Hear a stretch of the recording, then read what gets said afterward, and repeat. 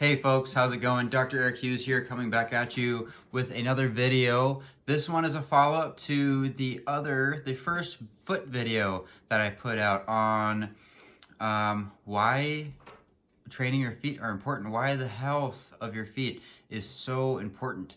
This video is going to dive in how you can start training your feet and what methods you can use to start improving the health of your feet. Having dysfunctional feet is like driving a car with 4 bare tires or a bent axle or a bent wheel, right? Because eventually one of those tires is going to blow out and you're going to have an issue. The only thing is you don't have replacement feet like you do with tires. Or even with a bent wheel, right? You're just clunking along, clunk, clunk, clunk, clunk, clunk. Imagine all the amount of stress that's occurring throughout that entire car. Imagine the amount of stress that's occurring throughout your entire body with your clunky wheel, your clunky foot, right? And how that translates, again, through the rest of your body. The modality that I use when training feet and improving the health of my feet, of your feet, in my practice, is with revolution in motion, or Rev and Mo for short. I'm going to take a second real quick. I'm just going to give you the definition of Rev and Mo on the website, and then we're going to dive into it. Rev and Mo trains barefoot. Third word. Trains barefoot on unstable surfaces using a neurologically activating series of exercises that are novel, playful, and transformative. Again, barefoot was the third word in it. You kind of see why or how the feet are starting to become so important in this video and for you. We train barefoot in Rev and Mo because we want as much stimulation as possible. Somatosensory stimulation, as we mentioned in the last video, opening up the floodgates of those sensory receptors from our body to our brain, really improving that mind-body connection, because that is ultimately what is so important for things like balance and coordination. And if you want to go on the performance side of things, automation, right, or the flow state. If we can, again, enhance that connection as much as possible, man, just imagine what you can do in your athletic abilities or even your performance at work, right? When everything is just connected, you're just focused and you're driven, achieving goals, whatever you want. So the tools that we use in Revolution in Motion are 3 primary tools. The first one is going to be called a slant board. You might have seen this in a physical therapy clinic where it's just an angled board. And usually they use it for stretching your calves.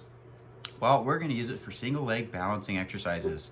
Why? Because we are training, when we're barefoot, we are training on, again, awkward surfaces. We are stimulating the 5 layers of muscles in your feet, right, in all different awkward positions.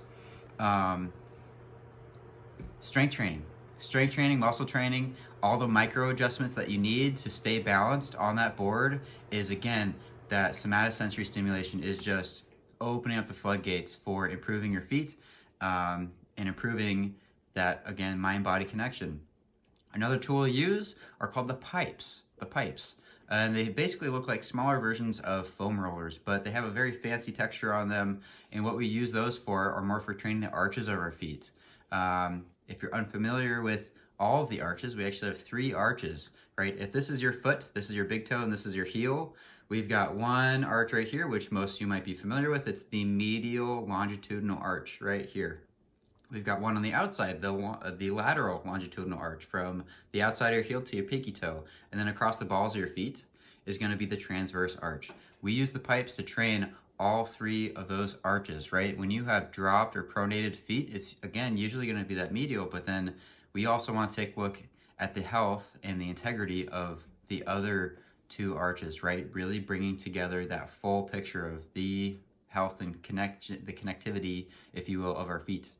And then if we really want to add challenge, we incorporate something called a Bosu Ball, which, again, I mean, all these tools, you might be really familiar with them already. And they've been used in different ways in the past. We use them in a very specific, very intentional manner to getting direct results with the feet and otherwise.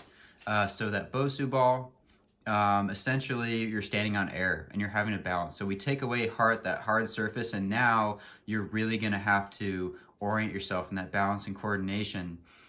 What it's great for is opening up and freeing the joints of your foot, right? We really decongest those joints and make them supple, more fluid, just more mobile. It's like if you while you're doing it, your feet or your calf or your hip might be burning like crazy, but you step off and you're gonna feel like you're walking on clouds without the use of your shoes that have the 3-inch soles that artificially make you feel like you're walking on clouds. Your feet can do them themselves, all right? You don't need the shoes for that. And so bringing everything together, what happens when you train your feet? What happens? Well, your physical deformities clear up. Your bunions, we can reverse your bunions without the use of surgery. We can improve hammer toes. We can reform the arches of your feet. We can get your feet strong and powerful, right? This is your first connection to the ground. It improves all aspects of your performance. It improves all aspects of pain, right? If we think about chronically sprained ankles, for example, that's just a balance and coordination issue more than weak ankles, right? In training automation and training that mind-body connection, we're improving your ability to fall correctly, right? We are challenging your amount of safety, right? And really opening up those bounds of what is capable and what's possible, in preventing injury and correcting injury.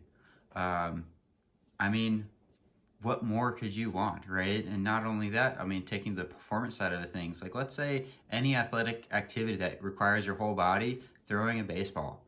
You see a Major League Baseball pitcher, they're not throwing just with their arm, right? How do they generate their power? It starts from the feet. It starts from generating the power from the foot, from the earth, through that ankle joint, through the knee joint, through the hip, through the core, right? The entire torso, and then finally with the arm, right? The feet are so important, guys. I can't even overstate it. I've probably been talking on this video for way too long. My call to action for you is that if you want to learn more about how to train your feet, how to improve your feet, and all aspects that come with that, you can do one of two things. Number one, you can go to revanmo.com. On there, we have virtual group classes, virtual online group classes, where you can learn the ins and outs of Rev and Mo. We're going to definitely be training your feet that way. If you want to have more of a one-on-one type of a thing, you can visit my website too, hughesmoves.com, and we can get you set up. Let's talk, let's chat, let's get you moving, because that's what's most important, guys. Other than that, if you have any questions or comments, put them in the comment section below, and I will catch you guys later.